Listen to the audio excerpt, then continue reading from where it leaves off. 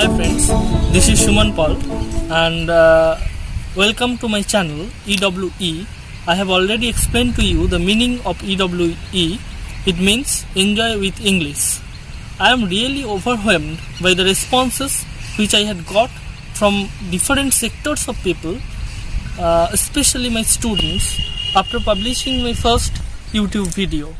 Today we are going to discuss the poem Fire and Ice by Robert Frost, which is prescribed in CBSE class 10 syllabus. So, I have already told you about Robert Frost's poetry that he added extraordinariness to simplicity. This is the key feature of his poetry.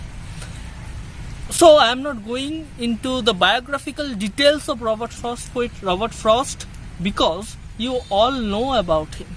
Today we are going directly into the poem. So let's read the poem first. Some say the world will end in fire. Some say in ice. From what I have tasted of desire, I hold with those who favor fire. But if I had to perish twice, I think I know enough of hate to say that for destruction, ice is also great and would suffice. So this is a very short poem, 9-line poem. Let's go into the surface meaning of it, then we'll go into the deeper meaning. So let's move into the surface meaning of the poem. So here the poet speaker is talking about the destruction of the world. How the world will end. According to general public view, this world will end in fire. According to some people, this world will end in ice. That means this world will explode, and in this way, after certain point of time, it will be like a ball of fire. In this way, the whole world will be destroyed. Or it may also happen that this world will be a cold place. In this way, rather, the world will be destroyed. So, some say, the very first line of the poem, some say the world will end in fire and some say in ice, suggests that. Now, there is a turn in the third line of the poem. From what I have tasted of desire, I hold with those who favor fire. So, here fire is equated with desire. So, here the poem takes a turn as the poet gives the poem a psychological treatment here. What is that? I have tasted of desire. Desire means our fiery passion or the desire for anything. Suppose I am giving you an example. The desire for power, desire for ruling over the whole world had caused 2 world wars. So this is called desire. This is one of the reasons of destruction. In the second stanza, the poet says that if it had to perish twice, that means if the world is to be destroyed for the second time, I think I know enough of hate. So here ice is equated with hatred or coldness to say that for destruction, ice is also great and would suffice. Suffice means would be enough for the destruction. What does the poet mean here?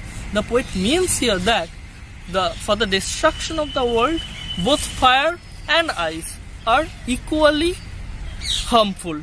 So here this you can easily understand that this is symbolic poem. Fire stands for our desire or passion, which is the cause of destruction, and at the same time ice also stands for this coldness or hatred, which is equally responsible for the destruction of this world. Now, this is the surface meaning of the poem. Now, having said this, in the first part of my explanation, I'll move into the deeper meaning. We should first know what was the thought behind conceiving this type of poem. According to one source, our poet Robert Frost had once a conversation with Harlow Shapley, one astronomer.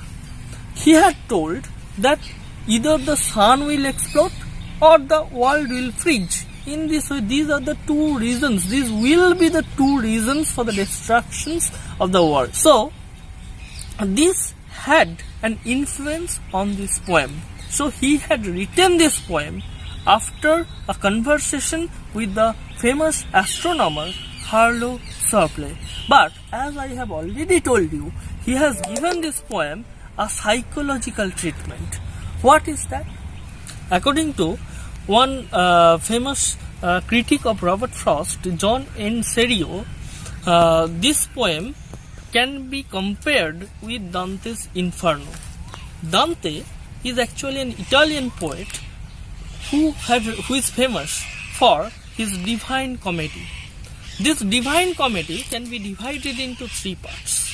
First one is Paradiso, second one is Purgatorio, and the third one is Inferno. Paradiso means obviously paradise. Purgatorio means a middle situation, not heaven, not hell. And obviously Inferno means hell. So, in Inferno, he had given a kind of detailed description of hell in this Inferno. Now, this is very much important for this poem. Why this is very much important for this poem? Because in Inferno, you had imagined hell like a circle, and this circle has actually 9 rings. These 9 rings can be equated with the 9 lines of the poem. That is, if we look at the circle of the hell, then we'll find out that the lower part of the circle narrows down. Similar is the case with this poem also. The last 2 lines are very much narrowed down in this poem. So this poem can be equated with Dante's description. So what is there in Dante's Inferno? I am not going into the detail of that, of Dante's Inferno, but there is a kind of reference in Dante's Inferno where he had told that the traitor, that means the worst offender of hell, they are submerged in a fiery place up to their necks within ice. So they had to endure dual pain of both burning and freezing. This duality is there in Dante's description. I am just reading out from a portion of Dante's Inferno.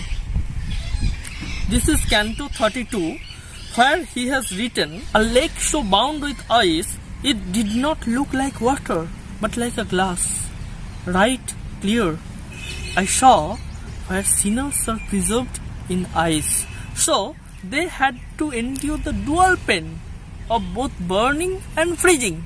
So he has given, first I have told you that Robert Frost in this poem has given the poem a psychological treatment, and with this reference to Dante, he has given this poem a cosmic treatment also. So you can easily understand this may be a 9-line poem, but how compact this poem is. And at the same time, I would like to tell you also that the diction meaning the words which he has chosen for this poem, this is also important. Why this is important? Because there are certain words like taste. I have tasted of desire.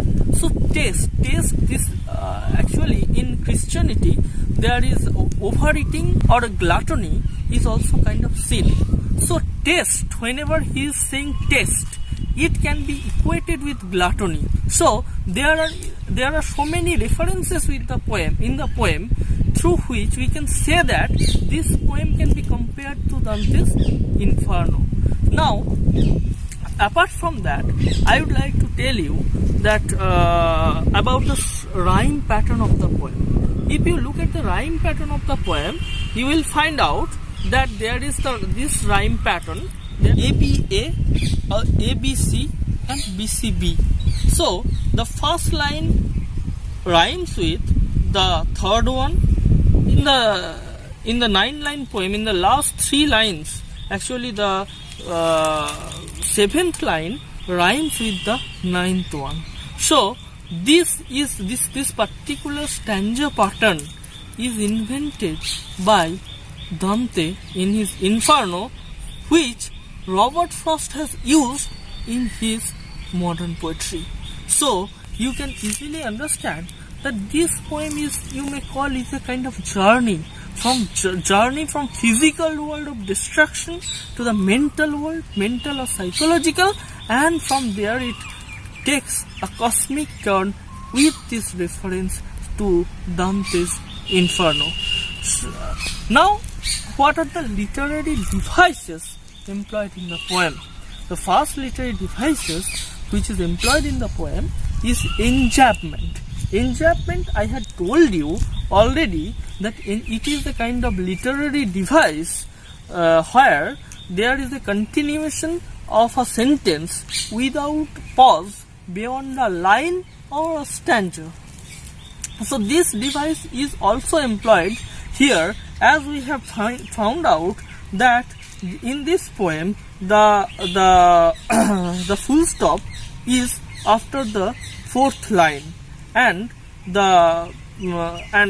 at the end of the poem. So there are two sentences only in this 9-line poem, and so I think I have clearly made you understand this poem. Thank you. Keep watching my channel for more videos.